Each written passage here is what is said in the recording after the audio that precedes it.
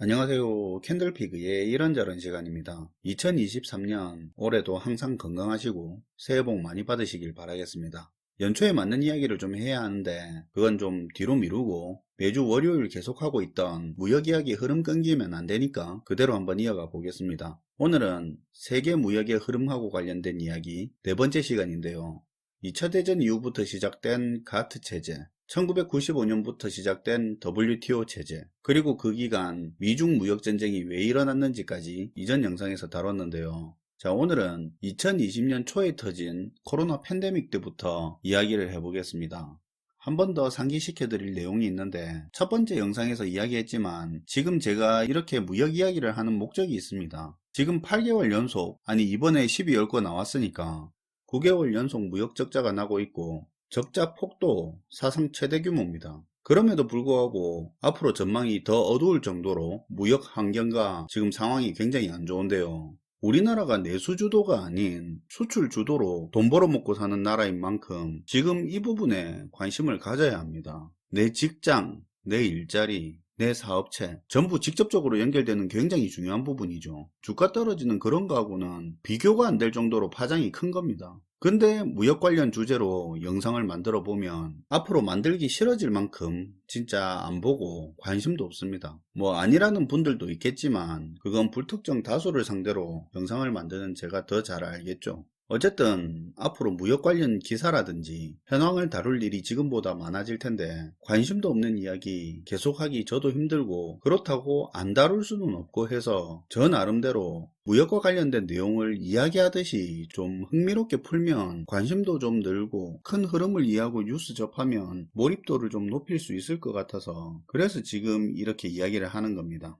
사실 지금 하고 있는 이야기 한참 전에 2, 3년 전에 거의 다 다뤘던 내용입니다. 설명의 편의를 위해서 국제 정세랑 사회, 경제 시스템 복합적으로 오랫동안 다뤘던 내용 중에 무역 부분만 딱 떼어내서 이야기하는 건데요. 그만큼 지금 무역 상황에 관심을 가져달라고 이러는 거니까 좀 알아주시고 나중에 무역 관련 기사 소개할 때 관심 좀 많이 가져주시면 좋겠습니다. 요번 무역 이야기 계속 챙겨보신 분들은 한 5분 정도 뒤로 넘기고 보셔도 됩니다. 앞에 내용 좀 요약한 거라서요. 이야기를 시작하면 WTO 체제를 미국이 주도적으로 판을 깔고 본격적인 세계화가 시작됐죠. WTO 체제는 민간 주도의 그런 자유시장 경제를 가진 국가들만이 꾸려가는 공통된 규범이라 국가 중심의 계획 경제를 가진 중국은 WTO에 들어오기엔 자격이 부족했습니다. 하지만 저임금에 엄청난 인구와 잠재력 높은 큰 시장을 가진 중국을 그냥 놔두기에는 너무 아까웠는데요. 미국은 조금이라도 빨리 중국을 무역 파트너로 끌어들이고 싶었고 중국이 자유시장 경제를 맛보기 시작하면 결국 경제를 완전 개방하고 자유시장 경제를 받아들일 거라는 그런 확신 하에 중국을 WTO 체제로 끌어들였죠. 미국을 비롯한 주요 선진국의 기업들이 생산기지를 중국으로 옮기고 생산 원가를 크게 줄일 수 있었고 빠르게 성장하는 중국 시장을 통해서 매출도 늘려갔습니다. 근데 빠르게 성장하던 중국은 자유시장 경제를 받아들이고 점점 개방하는 게 아니라 중국식 시장경제, 중국식 사회주의 이런 식의 변종으로 성장을 하는데요. 자유시장 세계질서에 참여하면서 중국은 세계에 제약 없이 자유롭게 물건 파는 권리는 누리고 반면에 금융을 비롯한 자국시장 완전개방, 특허, 지적재산 보호 등 WTO에 참여하는 국가의 의무이자 글로벌 스탠다드에는 소홀히 했습니다. 그리고 중국은 민간 기업이 아니라 정부와 국영은행을 등에 업은 국영기업들을 앞에 내세워 주도적으로 경제를 끌고 갔고 중국 정부의 비호 아래 편법적인 기술 유출, 특허 침해, 불공정으로 빠르게 성장을 했습니다. 권리는 누리고 의무에는 소홀히 하는 경제를 운영하다 보니까 성장 속도는 엄청났고요. 중국과 적극적으로 무역하는 WTO 회원국들도 이 문제점을 잘 알지만 중국을 통해 얻는 당장의 이득이 크다 보니까 제대로 문제시하지도 않았고요. 결국 중국은 WTO 가입 후 불과 12, 13년 만에 패권국 지위를 넘볼 의지를 본격적으로 드러내기 시작했습니다. 경제 규모도 2000년대 초만 하더라도 생각하지 못했을 정도로 커졌고요. 자, 이런 일이 있다 보니까 미국이 WTO에 부정적으로 나오는데요. WTO 체제에서 WTO 룰로는 중국에 대한 견제도 안 되고 중국의 무역 행태를 중단시키기 위해서 WTO 룰을 개정하자고 해도 이게 구조적으로 힘들고요. 중국을 통해 얻는 이득보다 자국 산업의 위축, 첨단 기술 유출 등 장기적으로 봤을 때 미국은 득보다 실이 커진 상황이었습니다. WTO 룰로는 중국 견제가 안 되다 보니 결국 미국은 자국의 법을 근거로 들어 견제를 시작했습니다. 미국이니까 할 수 있는 조치였죠. 그만큼 시장이 큰 나라고 세계 경제에 주는 영향력이 워낙 크다 보니까 국제 무역에서 서로 합의한 규칙보다 자국의 법을 더 앞에 들이밀 수 있는 거 아니겠습니까? 친목계에서 회칙 다 정해놓고 다 따르기로 해도 실제로 물주나 영향력이 큰 개원이 회칙과는 별개로 자기 입장 강하게 주장하면 끌려가는 경우도 있잖아요. 비슷한 거죠. 어쨌든 WTO 탈퇴를 언급할 정도로 WTO 체제에 불만이 쌓인 미국은 자국의 법을 무역 상대국에게 들이밀기 시작합니다. 물론 메인 타겟은 중국이지만 다른 나라라고 아예 영향이 없는 건 아니었습니다. 미국이 서로 합의해서 따랐던 WTO 체제를 뒤로하고 보호무역주의 성향을 본격적으로 보이면서 한 행동은 크게 보면 두 가지가 있습니다. 일단 앞에서도 말했지만 첫 번째가 중국의 불공정 무역으로 인해 피해보는 미국 자국 내 보호해야 하는 그런 산업과 관련된 부분에서는 관세를 크게 올리는 거였고요. 다른 하나는 첨단 기술에 대한 통제, 제재였습니다. 특히 첨단 기술은 향후 경제 패권에서 핵심적인 역할을 하는데 중국의 4차 산업혁명 기술의 성장과 점유율 확대는 미국에게는 큰 위협이 되는 수준이었죠. 근데 중국이 이렇게 기술을 성장시킨 게 스스로의 힘이 아니라 기술 유출, 복제, 편법적인 취득 등 무역을 하면서 서로 제대로 지키기로 한 규칙을 안 지키면서 성장하는 거라면 말이 다르겠죠. 제재가 필요할 겁니다. 미국이 자국 산업과 일자리를 보호하기 위해 그리고 중국을 견제하기 위해서 했던 관세 인상,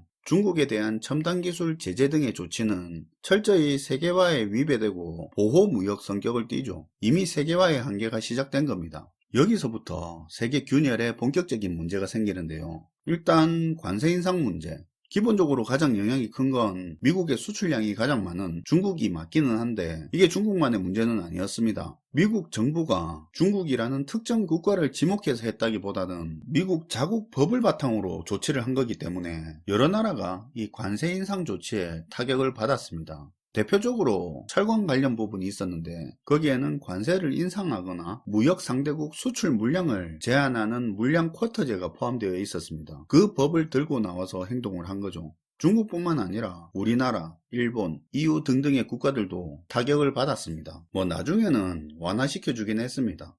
그동안 정부의 간섭이나 개입이 최소화된 상태로 민간 기업들이 자유롭게 무역하는 게 너무 당연하고 익숙해져 버린 세계 시장에서 이렇게 정부가 개입 강도를 올리고 제약을 걸어버리니까 그러니까 무역 상대국들 입장에서 세계화를 이끈 미국에서 갑자기 본격적인 보호무역의 행태를 띠니까 세계가 엄청난 혼란을 겪게 되죠. 제가 지금 무역 관심도 높이는 것 때문에 경제, 국제정세, 사회 등 폭넓게 다뤄야 하는 내용을 무역 부분에만 포커스를 맞춰서 풀고 있기는 한데요. 안 그러면 이야기가 너무 길어지니까요. 근데 이 부분은 어쩔 수 없이 흐름상 조금만 언급을 하고 넘어가겠습니다. 세계화 시대라는 게 국가나 기업들 입장에서는 굉장히 매력적인 건 맞는데 경제활동 범위가 국내에 제약된 근로활동을 하는 대부분의 일반인들 입장에서는 일자리가 사라지는 거거든요.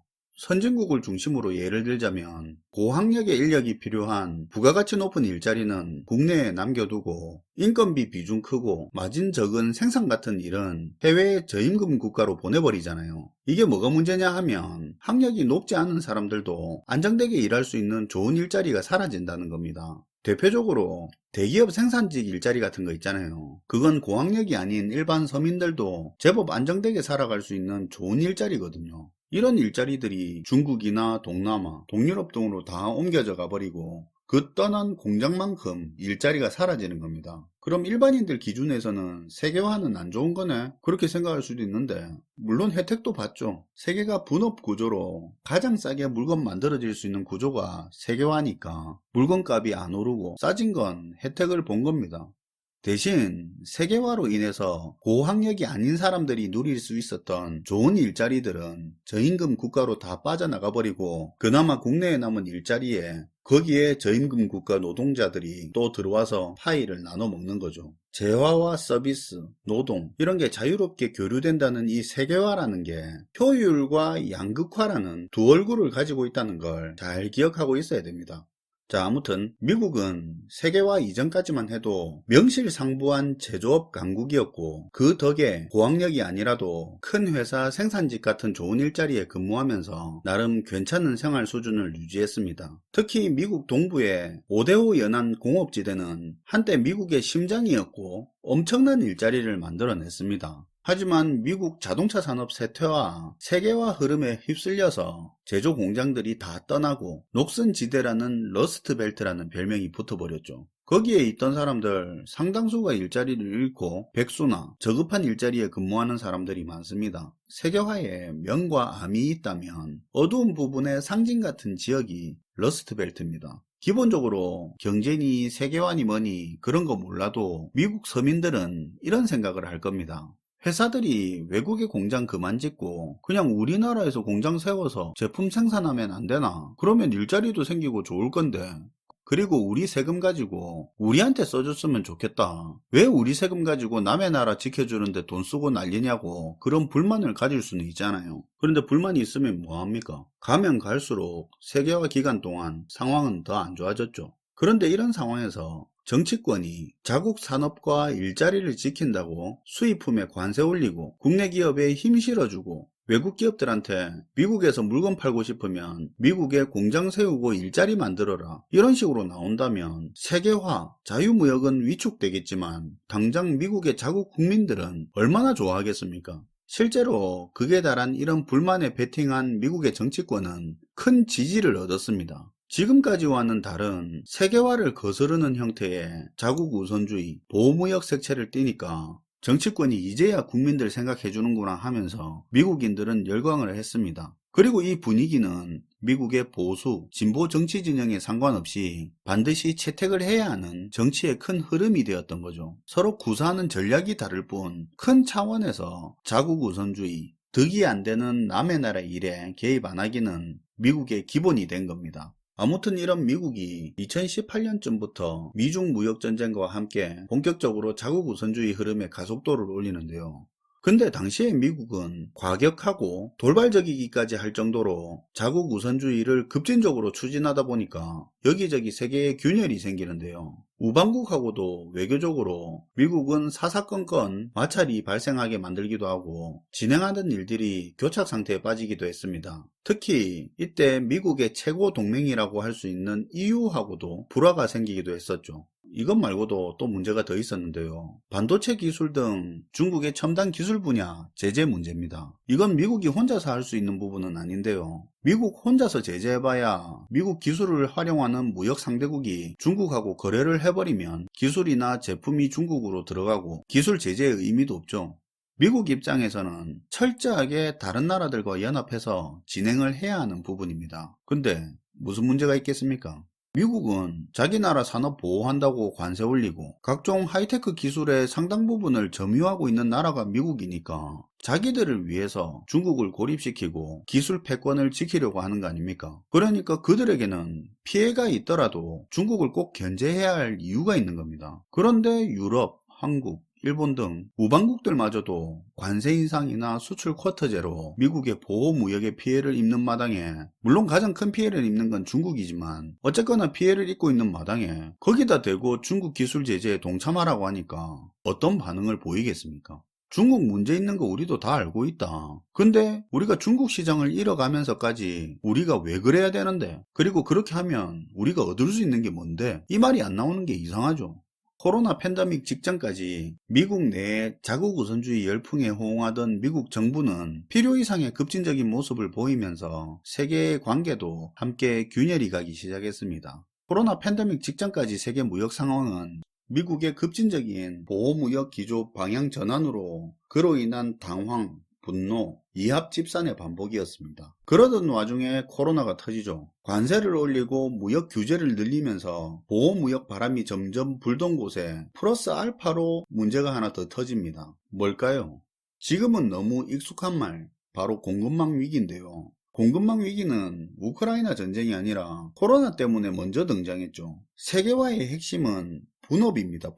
분업의 강점은 전문화죠. 그것 때문에 더 싸고 좋게 만들 수 있는 건데요. 원자재가 많은 나라, 기술 개발과 설계를 잘하는 나라, 생산을 잘하는 나라, 서로 잘하는 부분에 집중을 하는 겁니다. 각각의 나라들이 집중한 물건들이 관세 장벽 없이, 규제 없이 쉽게 자유롭게 이 나라 저 나라 오고 갈 수 있어야 분업의 효과도 의미가 있겠죠. 그래서 세계화 시대에는 자유무역이 중요한 거고요. 근데 분업의 가장 큰 단점이 뭡니까? 한 명이라도 문제가 생기면 전체에 문제가 생기는 거죠. 코로나로 광산이 쉬면서 원자재 생산 중단이 되고 특정 지역이 봉쇄가 되면서 부품 생산, 유통 차질이 발생하고 아주 엉망이 되었죠. 눈에 보이지 않는 관세 장벽, 보호무역주의가 자유무역에 방해가 되던 와중에 코로나로 인한 물리적인 단절까지 발생했던 겁니다. 일례로 외국에서 들어올 케이블 어셈블리 하나 제때 입고가 안 돼서 자동차 생산 라인이 며칠 동안 서는 그런 일이 발생을 했었죠. 싸고 좋은 제품, 제약 없는 자유로운 무역을 바탕으로 효율을 중심으로 짜여진 이 세계의 공급망이 이 코로나로 인해 정상 작동을 안 하는 겁니다. 이제 어디가 더 싸냐가 문제가 아니라 어디가 납품 날짜를 맞출 수 있느냐가 중요했는데요. 코로나가 장기화되면서 그동안 효율을 중심으로 짜여졌던 공급망이 점점 안정 중심, 가까운 지역 중심으로 공급망이 개편되기 시작했습니다. 물론 당연히 예전처럼 싸고 좋은 데가 아니라 안정적인 것 중심으로 공급망을 선택하다 보니까 물건 만드는 비용은 올라가게 되죠. 그리고 우크라이나 전쟁이 더해지면서 공급망 문제는 더해지는 겁니다. 자, 여기서 끝나면 지나갈 수 있는 위기가 될 수도 있었을 텐데 코로나로 인한 경제 위기를 극복한다는 명분으로 미국을 중심으로 세계는 너무 과하게 돈을 풀어버립니다. 물가 상승세가 심상치 않음에도 불구하고 세계 경제 수장들은 두려워하지 않았는데요. 지금까지 누렸던 너무 효율적이었던 공급망 덕택에 물가가 너무 오르지 않아서 그동안 일부러 인플레를 일으켜야 할 정도로 그런 통화정책을 추진하다 보니까 인플레에 대한 경계심이 없었습니다. 그러다 보니 그 인플레가 일시적으로 그칠 거라 판단했고 인플레 잡을 골든타임을 놓쳐버리게 된 거죠. 초저금리 양적 완화의 단맛을 보던 기업들, 가게들은 부채를 엄청 늘렸는데요. 물론 정부도 민간에 지원한다고 빚을 크게 늘렸고요. 결국 뒤늦게 감당 안 되는 수준의 인플레가 시작되면서 미국을 중심으로 급격하고 높은 금리 인상이 시작됐습니다. 부채를 너무 많이 늘린 경제 주체들은 이자 부담 때문에 자금 여력이 급감하고 그로 인해 소비를 줄이고 고용을 줄이면서 침체가 가속화되기 시작했죠. 이건 나중에 추가로 더 이야기해야 할 부분이지만 요거 잘 기억해야 됩니다. 간단한 건데 잘 모르는 분도 많고 큰 흐름에서 굉장히 중요한 겁니다. 일단 경제 상태 괜찮은 국가가 하나도 없이 전 세계적으로 침체가 심해지면 큰 내수시장을 가진 선진국들이 자국의 산업을 보호하고 실업률 증가를 막기 위해서 보호무역을 더 강화할 겁니다. 쉽게 말해 좀 빡센 국산품 이용한다는 거고요. 요거 자체가 우리 입장에서는 물건 팔 때가 줄어든다는 의미입니다. 그리고 그 와중에 자원을 많이 가진 나라들은 자신들의 영향력을 키우기 위해서 수출 물량을 제한하는 등 보호무역을 강화할 겁니다. 이건 원자재 가격이 오른다거나 원자재 공급에 영향이 커질 수 있다는 얘기죠. 침체로 인해서 전 세계적으로 보호무역 성향이 점점 짙어지고 그런 과정에서 무역량은 급감하는데요. 그럼 필연적으로 침체는 장기화되고 우리처럼 원자재를 재가공해서 수출하는 그런 수출주도 국가엔 더 큰 타격으로 다가올 수 있습니다. 그리고 언제나 경제위기 중에는 그게 어떤 나라가 될지는 되어봐야 알겠지만 경제위기 중에 대규모 시위나 내란 같은 것들이 잘 일어납니다. 그런데 만약 그런 게 터진 나라가 세계 공급망에서 중요한 역할을 하는 나라라면 또 공급망 위기가 가중되는 거죠. 앞으로 이렇게 된다는 의미로 한다는 말은 아니고 과거의 역사에서 반복되어 왔던 흐름이 이렇다는 겁니다. 그리고 이렇게 될 가능성을 완전히 배제할 수도 없는 거고요. 일단 무역의 흐름은 오늘 여기까지 정리하는 걸로 하고요. 다음에 무역과 관련된 주제 할 때 좀 관심 가져주셨으면 합니다. 이번에 몇 주 동안 다뤘던 내용은 몰아보기로 정리해서 휴일이나 설이나 한 번에 보시기 편하도록 올리겠습니다. 가능하시다면 자녀분들하고 같이 들으면 좋겠습니다. 교육적인 차원에서도 괜찮을 것 같습니다. 연초부터 답답한 이야기 하는 것 같아서 참 죄송하다는 말씀 드리고요. 하지만 큰 흐름을 보고 현실을 직시해야 되지 않겠습니까? 현실을 직시하고 문제를 인식하는 게 경제적 사고의 시작이라고 저희 채널에서 여러 번 말했고요. 2022년 작년이 무역이 최악이었는데 올해 더 안 좋을 거라는 그런 전망이 압도적으로 우세한데요. 지난해 연초만 하더라도 퍼펙트 스톰이니 그레이트 리셋이니 입에 달고 다니면서 비장한 각오를 외치던 경제 관료들이 지금은 그때보다 상황이 훨씬 심각해졌는데, 최근에 보면 올해 하반기부터 괜찮아질 거라는 그런 긍정적인 말을 하는데, 그거 보니까 이제 그들이 쓸 수 있는 웬만한 카드는 썼고 요행을 바라고 기다리는 것 같은 그런 느낌을 많이 받았습니다. 어쨌든 시청해 주셔서 감사하고요. 지금까지 캔들피그의 이런저런 시간이었습니다.